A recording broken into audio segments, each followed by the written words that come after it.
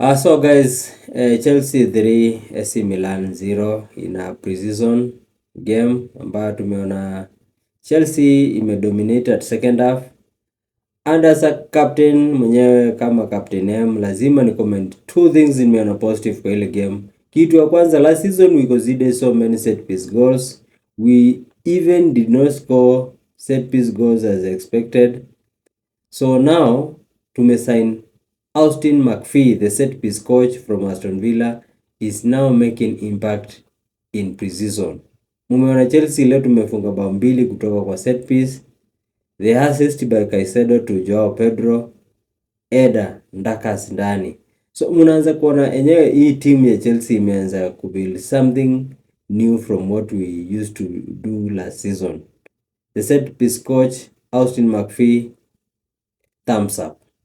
Another thing is that nimeona Romeo Lavia akicheza a full 90 minutes. A full competitive 90 minutes for Romeo Lavia.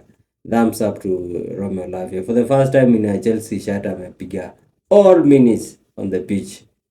Na hiyo we don't take for granted mazee. Kwa sababu kijana amekuwa na injuries mingi kila wakati but he is now showing up.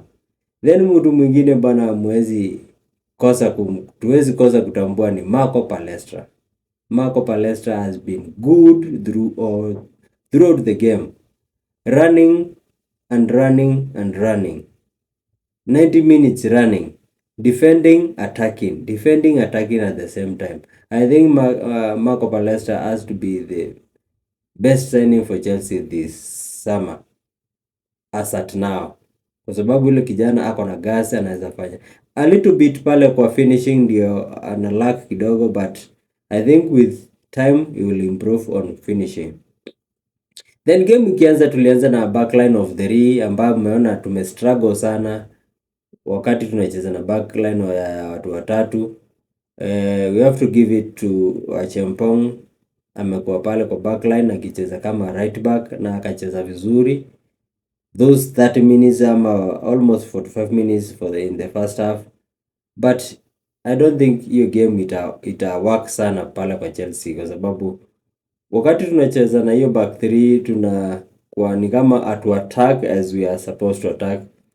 Then in the second half, Giovanni Quenda came on, Estevao came on, Nicholas Jackson came on, and they played really a nice game.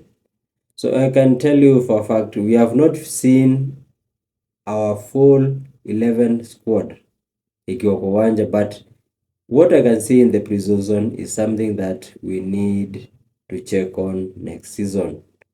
This is a team you need to take heed of it next season. Alonso is building something here, and I have to give it to Alonso himself for hiyo kuchange tactics kutoka first half kuingia second half, integration kidogo nini, kupea all players chances. Alonso I think is the man to take this Chelsea team to greater heights. Ndio hivyo pre-season, Chelsea 3 AC Milan 0. Na watu wangu si mnajua kama sio blue sio Chelsea. Stay